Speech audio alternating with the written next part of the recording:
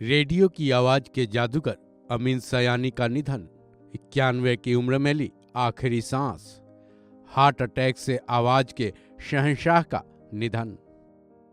मनोरंजन की दुनिया और रेडियो के उस आवाज के फैंस के लिए आज बुरी खबर है जो आवाज गीतमाला और न जाने कितने प्रोग्राम्स के लिए फेमस थी।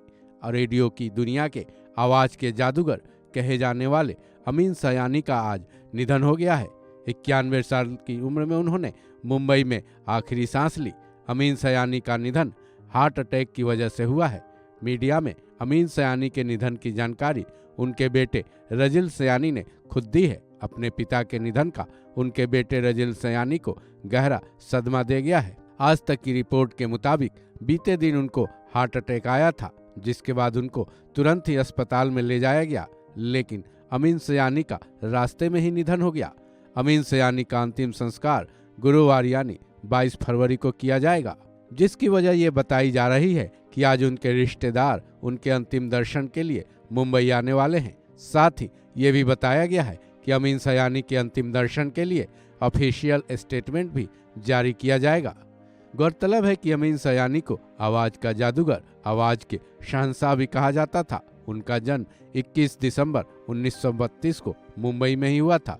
अमीन सयानी रेडियो की दुनिया के बड़े नाम थे। यूं कहा जाए तो उनके जमाने में उनकी आवाज की बराबरी कोई भी नहीं कर सकता था। अपने करियर की शुरुआत उन्होंने ऑल इंडिया रेडियो से ही की थी। शुरुआती काम उन्हें मुंबई में ही मिली थी, जहां उनके भाई हामिद सयानी ने उनको इंट्रोड्यूस करवाया था। शुरुआती 10 सालों में अमीन सयानी अंग्रेजी कार्यक्रमों के हिस्सा रहे थे। कहते हैं कि ऑल इंडिया रेडियो को फेमस होने के पीछे अमीन सयानी की आवाज का ही जादू था। बिना का गीतमाला जैसे कार्यक्रमों का इंतजार उनके फैंस को रहता था। उनकी आवाज का जादू आज भी कम नहीं हुआ है। अमीन सयानी केवल रेडियो तक ही सीमित नहीं रहे थे। एक रेडियो अनाउंसर के तौर पर भी कई फिल्मों में भी उन्होंने आवाजें दी थी। 3 देवियां, बॉक्सर वगैरह फिल्मों में उन्होंने न केवल अपनी आवाज दी, बल्कि वहां से उन्हें खूब प्रसिद्धि भी मिली थी। फिल्मों में आवाज देने के लिए उनका नाम लिम्का बुक ऑफ रिकॉर्ड्स में भी दर्ज हुआ था।